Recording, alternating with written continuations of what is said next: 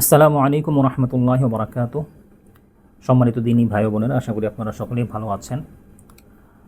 আমি আপনাদেরকে এই পর্যন্ত বেশ কিছু আমল দেওয়ার চেষ্টা করেছি জিন এবং জাদুর প্রভাব থেকে নিজেকে মুক্ত রাখার জন্য। বেশ কিছু আমল আমি আমার ইউটিউব চ্যানেলে এবং পেজের মাধ্যমে দিয়ে রেখেছি। অনেকেই একটা প্রশ্ন আপনারা করে থাকেন যে এতগুলো আমল আমি কোত্থেকে রেফারেন্স দিয়ে থাকি বা এর কোনো কোরআন হাদিস দ্বারা সাব্যস্ত আছে কিনা। তো একটা কথা আমি আপনাদেরকে বলে রাখি, সেটা হচ্ছে যে অনেক কিছুই রয়েছে, অনেক আমল রয়েছে যেটা সরাসরি কোরআন এবং হাদিস দ্বারা যে প্রমাণিত হতে হবে বিষয়টা এরকম কিছু নয়। আমরা সকলেই জানি যে সূরা বাকারা তেলাওয়াত ছেড়ে রাখলে ঘরে কোনো জিন্নাত প্রবেশ করতে পারে না, বা জিন থাকলেও ওনারা টিকতে পারে না, চলে যায়। এটা একটা প্রসিদ্ধ হাদিস দ্বারা প্রমাণিত। এছাড়াও আরও যে মাসনুন যে আমলগুলো রয়েছে, নবীজির সুন্নাহ যে পদ্ধতিগুলো রয়েছে, যেমন সকাল সন্ধ্যা 3 কুলের যে আমলটা, এটা আমরা জানি না এমন মানুষের সংখ্যা খুবই কম। প্রত্যেক নামাজের পর আয়াতুল কুরসির আমল করা, আউযু বিকালিমাতিল্লাহি তাম্মাহ, এই দোয়াটা রয়েছে, এটা জানা। বিসমিল্লাহিল্লাযী লা ইয়াদুররু মা ইসমিহি শাইউন ফিল আরদি ওয়ালা ফিস সামা ওয়া হুয়াস সামিউল আলিম। এই বিষয়গুলো হচ্ছে সরাসরি হাদিস দ্বারা প্রমাণিত বিষয়। আমি আপনাদের সামনে যদি ইমাম ইবনে কাইয়িম রাহিমাহুল্লাহ, ওনার একটি প্রসিদ্ধ কিতাব রয়েছে জাদুল মাআদ এবং আত-তিব্বুন নাবাবী, এই দুইটা কিতাব থেকে কিছু রুকাইয়ার কিছু উসুলের বিষয়ে আলোচনা তিনি করেছেন। ইমাম ইবনে কাইয়িম রহমতুল্লাহ আলাই অনেক বড় একজন ইমাম ছিলেন, আপনারা অনেকেই জানেন। তো উনি কিছু উসুলের কথা উল্লেখ করেছেন যে দেখেন, রুকাইয়ার কিছু উসুল রয়েছে। অর্থাৎ একজন জাদুগ্রস্ত রোগী, ওনার সামনে জাদুর যে সমস্ত আয়াতগুলো রয়েছে কোরআনে কারিমের মধ্যে, এই আয়াতগুলো বেশি কার্যকর হবে জাদু নষ্টের জন্য। ঠিক তেমনইভাবে যদি জিনগ্রস্ত রোগী হয়, সেটা যদি আশিক জিন হয় বা দুষ্ট প্রকৃতির জিন হয়, তাদেরকে সেই ক্যাটাগরির অনুযায়ী সেই ধরনের যে আয়াতগুলো রয়েছে, এই আয়াতগুলো পড়ার মাধ্যমে বেশি এফেক্টিভ রেজাল্ট পাওয়া যায়, তাদের উপরে সেই কষ্টটা পড়ে। পাশাপাশি দেখা যাচ্ছে হাসাদের শিকার যদি কেউ হয়ে থাকেন, তার জন্য হাসাদজনিত যে সমস্ত কোরআনের আয়াতগুলো রয়েছে, সেই আয়াতগুলো বেশি কার্যকর হবে। এখন এই প্রশ্নের উত্তরে যদি কেউ বলে, প্রতি উত্তরে যদি কেউ বলে যে এর কোনো সহি হাদিস দ্বারা বা কোরআন দ্বারা প্রমাণিত আছে কি না, যে জাদুর আয়াতগুলো জাদু ধ্বংসের জন্যই নির্দিষ্ট করা হয়েছে বা এটা ঝাড়ফুঁকের জন্য নির্দিষ্ট, এরকম কেউ সহি কোরআনের কোনো জায়গা থেকে দেখাতে পারবে না বা কোনো হাদিস দ্বারা এটা দেখাতে পারবে না। মূল যে বিষয়টা সেটা হচ্ছে যে কোরআনের মাধ্যমে আপনি চিকিৎসা করবেন এবং যে কোনো জাদুর রোগীর চিকিৎসা করবেন, জিনের রোগীদের চিকিৎসা করবেন, সেটার মূল উৎস যেন হয় কোরআন এবং হাদিস থেকে। এটাই হচ্ছে মূল কথা। তো যাই হোক, আমি আপনাদের সামনে আরেকটা আমল নিয়ে আসছি। মাসনুন আমলের পাশাপাশি, অর্থাৎ একক আমলের মাধ্যমে, আমি একটা কথা আমি আপনাদেরকে বলে রাখি, অনেকেই এই সমস্ত আমলগুলো প্রয়োগের মাধ্যমে সুফল পাচ্ছেন, অনেকেই পাচ্ছেন না। শুধু তাই নয়, নবীজির সুন্নাহ অনুযায়ীও আপনারা আমল করছেন, দেখা যাচ্ছে যে 3 কুল পড়ছেন, কিন্তু আপনাদের ওরকমভাবে এফেক্টিভ রেজাল্ট আপনি পাচ্ছেন না। মূল মেসেজ যেটা আমি আপনাদেরকে দিই সেটা হচ্ছে যে আমরা বেশিরভাগ অনেকেই রয়েছি যে আমরা একক আমলের প্রতি নির্ভরশীল। একটা আমলকে আমরা এমনভাবে বেছে নিচ্ছি যে এইটা আমার জাদুর ধ্বংসের জন্য খাস, এটা করলে আমার জাদু ধ্বংস হয়ে যাবে, আমার জিন আমার থেকে সরে যাবে। কিন্তু মূল যে জায়গাগুলো রয়েছে, অর্থাৎ ইসলামের যে মূল কাজগুলো রয়েছে, এই জায়গা থেকে কিন্তু আমরা সবসময় উদাসীন থাকি। অর্থাৎ আমাদের উপরে নামাজকে ফরজ করা হয়েছে। আমি একদিকে জাদু নষ্টের জন্য আমি আমল করে যাচ্ছি, আরেকদিকে আমার নামাজ নাই, আমি নামাজ ঠিক মতো পড়ছি না, বা নামাজের বিষয়ে আমি খুব গাফেল।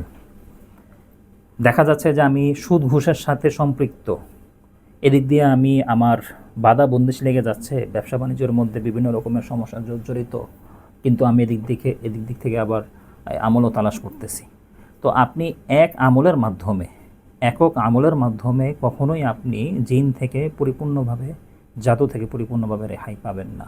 আপনার সামগ্রিকভাবে সমস্ত আমল আপনার দরকার আছে। অর্থাৎ অন্ততপক্ষে মৌলিক যে বিষয়গুলো থাকে, অর্থাৎ আমার উপরে যে 5 ওয়াক্ত নামাজ রয়েছে, আমার উপরে যে সমস্ত বর্জনীয় বিষয় রয়েছে এবং যে সমস্ত করণীয় বিষয় রয়েছে, এগুলাকে আমার ঠিক রেখে যখন নাকি আমি একটা আমলের উপরে সরাসরি আল্লাহ তাআলার সাহায্য নিয়ে আমলটা করব বিশ্বাসের সহিত, তখনই দেখা যাচ্ছে যে একটা আমলের প্রতি আপনি পরিপূর্ণভাবে ফায়দা পাবেন।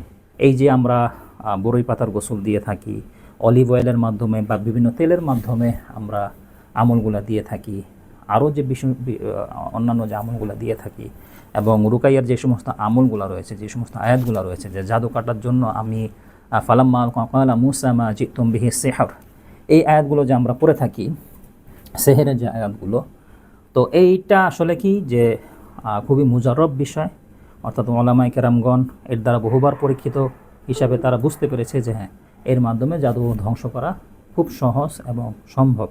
তো এটা এই জন্য এটা পরীক্ষিত এবং মুজাররব আমল হিসাবে ধরা হয়। তো পাশাপাশি এটার গবেষণা আসলে শেষ নেই।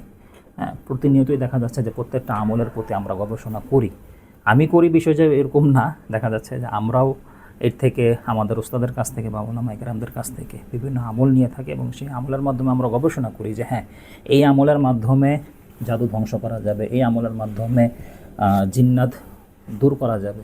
তো এগুলো যখন নাকি মানুষ প্রয়োগ করার পরে যখন নাকি দেখা যাচ্ছে যে একজন মানুষ উপকার পাচ্ছে, তখন নেহায়াত বলা যায় যে হ্যাঁ, এটা যেহেতু মানুষের জন্য উপকারী, 1 নম্বর উসুল পাওয়া গেল। 2 নম্বর উসুল হচ্ছে যেহেতু এটা কোরআনের আয়াত থেকে নেওয়া হচ্ছে, তাহলে অবশ্যই এগুলো জায়েজ, শুধু জায়েজই নয় বরঞ্চ এটা উত্তম মনে করে আমলটা করা উচিত। তো আমি আর এই বিষয়ের কথা না গিয়ে আমি আপনাদের সামনে সুন্দর একটা আমল নিয়ে এসেছি। আমলটা হচ্ছে কোরআনের একটি আয়াত। অনেকেই এই সমস্যা নিয়ে খুব বেশি জর্জরিত, যদিও আমাদের মন সবসময় মনে করে যে আমাদের উপরে যত জাদুর সমস্যা হয়, জিন্নাতের সমস্যা হয়, এগুলো মানুষ কর্তৃক এবং মানুষরা আমাদেরকে চালান করে থাকে, জিন চালান করে থাকে। তো হ্যাঁ, এটা সত্য যে জাদুর সমস্যাগুলো খুব প্রখর আকার ধারণ করে, যার কারণে দেখা যাচ্ছে যে সাধারণ মানুষের দ্বারা জাদু কাটাটা খুব একটা সম্ভব হয়ে ওঠে না। একটা জিনিস আপনি খেয়াল করেন, শত্রু যত বেশি শক্তিশালী হয়, ঠিক তেমনইভাবে আপনাকেও কিন্তু ঠিক তেমনটাই শক্তিশালী হওয়া লাগে। একজন হিন্দু অঘরী, আপনারা জানেন যে অঘরীদের জীবন কাহিনী পড়ে দেখেন তারা কি পরিমাণ সাধনা করে থাকে, আর তান্ত্রিকরা কী ধরনের সাধনা করে থাকে, কী ধরনেরই না সাধনা করে থাকে। যদিও আমাদের সাধনা হতো একটাই, কোরআন সুন্নাহ। মুসলমানদের ব্যক্তিগতভাবে কোনো সাধনা নেই, সুন্নতের উপর আমল করা এবং এটার উপর ইস্তেকামত থাকা, এটাই হচ্ছে আমাদের মূল সাধনা। নফসের সাথে জিহাদ করা, এটাই হচ্ছে আমাদের মূল সাধনা। কিন্তু আমরা কতটুকু করছি? আমরা শুধু যখন নাকি একটা আয়াত পাচ্ছি যে হ্যাঁ, এই আয়াতের মাধ্যমে আমরা জাদু ধ্বংস করব, পরবর্তীতে যখন নাকি আমরা সেই আয়াত দ্বারা পরিপূর্ণভাবে ফায়দা পাই না, তখন এটার উপর একটা বিদ্রুপ ক্রিয়া পড়ে এই আয়াতের উপরে, যে মনে হয় আমার এটাতে কাজ হচ্ছে না। এক ভাই আমাদেরকে এইভাবেও বলেছে যে আয়াতুল কুরসি পড়ি, আমার মনে হয় জাদু করার পাওয়ার আরও বেশি, কারণ আয়াতুল কুরসি তো কোনো কাজ হচ্ছে না। কেমন ধরনের ইমানটা দুর্বল হয়ে গেলে একটা মানুষ এ ধরনের কথা বলে থাকে। আল্লাহ আমাদেরকে মাফ করুক। যে আমলটা আমি আপনাদের সামনে নিয়েছি, এটাও জাদু ধ্বংসের জন্য খুবই মুজাররব এবং একাধিকভাবে পরীক্ষিত হওয়ার পরেই দেখা যাচ্ছে যে আমি আপনাদেরকে ব্যক্তিগতভাবে আমলটা দিয়ে থাকি। কোরআনের একটি আয়াত রয়েছে, এই আয়াতটা হচ্ছে সূরা আনআমের 45 নম্বর আয়াত, ফাকুতিআ দাবিরুল কওমিল্লাযীনা যালামু ওয়ালহামদুলিল্লাহি রাব্বিল আলামিন। এই আয়াতের অর্থ হচ্ছে অতঃপর জালেমদের মূলোৎপাটন করা হলো, আর সমস্ত প্রশংসা বিশ্বজগতের প্রতিপালকের নিকট। দাবিরুন শব্দের অর্থ কী? দাবিরু শব্দ হচ্ছে মূল যে শিকড়, জালেমদের যে মূল শিকড়টা রয়েছে, অর্থাৎ আমি যখন নাকি এই আমলটা করব, জাদুকরের যে মূল শিকড়টা রয়েছে সেটা আমি উপড়ে ফেলার মতো একটা নিয়ত করব যে হ্যাঁ, আল্লাহ তাআলা যেভাবে বলছেন ফাকুতিআ দাবিরুল কওমিল্লাযীনা যালামু, অতঃপর জালেমদের মূলোৎপাটন করা হলো, অর্থাৎ তাদের মূল শিকড় তুলে ফেলা হলো। এবং এটার শুকরিয়া স্বরূপ আমি পরবর্তীতে বলছি কি, আলহামদুলিল্লাহি রাব্বিল আলামিন, সমস্ত প্রশংসা বিশ্বজগৎ মহান প্রতিপালকের নিকট। তো এই আয়াতটা আমি অর্থের দিকে যদি আপনারা চিন্তা করেন, আপনারা বুঝতে পারতেছেন যে এই আয়াতটা আপনার আমার জন্য কতটা পাওয়ারফুল হবে। আমি এই আয়াতটা পড়ব 313 বার।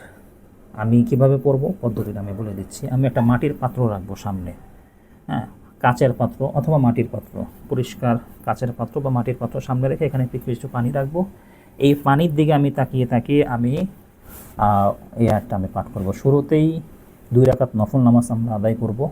যারা তীব্র জাদুতে আক্রান্ত, এবং বিষয়টা যদি এরকম হয় যে জাদুর মূল শিকড়, অর্থাৎ যেটা বস্তুগত জাদু হোক অথবা কোনো হাওয়াই জাদু হোক বা কোনো ছিটানো জাদু হোক, অথবা শরীরের মধ্যে এমন কোনো গিট দেওয়া আছে যে গিটটা আসলে সহজে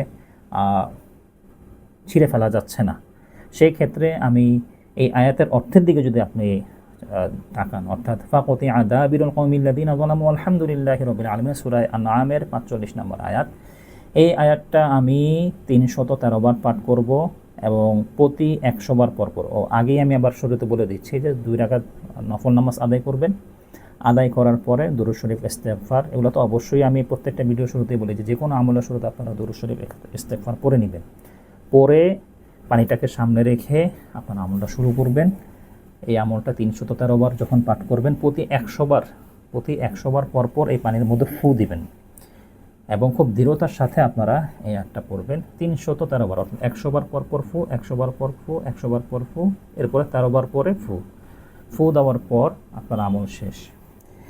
এই পানিটা আপনার আমল শেষ হওয়ার পরে আবার পুনরায় দুরূদ শরীফ, ইস্তেগফার পরে এই পানিটা আপনি আপনার গায়ের মধ্যে খুব জোরে ছিটা দিবেন, অথবা যে পাঠকারী হবে সেই রোগীকে খুব জোরে ছিটা দিবে, এভাবে জোরে জোরে ছিটা দিবে। এটা খুবই মুজাররব একটি আমল আমি আপনাদের কাছে দিলাম, আপনারা চাইলে এই আমলটা করে দেখতে পারেন। আমি আল্লাহ তাআলার নিকট সর্বোচ্চ রূপে আশাবাদী, জাদুর যত বড়ই শিকড় থাকুক না কেন, এই আয়াতের অর্থের দিকে যদি আপনারা তাকান, অবশ্যই সেই প্রখর নিয়তে আপনারা আমল করলে আপনারা অবশ্যই ফায়দা পাবেন ইনশাআল্লাহ। তবে হ্যাঁ, আমি আবারও একটা কথা বলে রাখি আপনাদেরকে, বিনীত অনুরোধ থাকবে আপনাদের প্রতি, আপনারা মাসনুন আমলগুলো ঠিকমতো আদায় করবেন এবং আপনার বিষয়টা এরকম না যে আপনি আপনার দুনিয়ার সব গুনাহ আপনারা করতেছেন, পুরো জীবনটাকে আপনি অন্যভাবে চালাচ্ছেন, যেভাবে আল্লাহ তাআলা অপছন্দ করেন এইভাবে আপনি চলছেন, কিন্তু পাশাপাশি একটা সমস্যার জর্জরিত বা আপনি জিন জাদুতে আপনি আক্রান্ত হয়েছেন। একটা জিনিস মনে রাখবেন, আল্লাহ তাআলার হুকুম ছাড়া কখনোই কোনো জাদু আপনার উপর আক্রমণ করতে পারবে না। অবশ্যই এখানেও আল্লাহ তাআলার হুকুম রয়েছে, আপনি যে জাদুগ্রস্ত হয়েছেন, ওমা হুম বিদাররিনা বিহি মিন আহাদিন ইল্লা বিইذনিল্লাহ। আল্লাহ তাআলা আমাদের সবাইকে সহিহ বুঝ দান করুক, হেদায়ের উপর আমল দান করুক। সকলে আমার ভিডিওটি ভালো লেগে থাকলে শেয়ার করবেন, যারা ইউটিউবে দেখছেন আমার ভিডিওটা সাবস্ক্রাইব করে রাখবেন, বেশি বেশি আপনারা শেয়ার করবেন। আসসালামু আলাইকুম ওয়া রাহমাতুল্লাহি ওয়া বারাকাতুহু।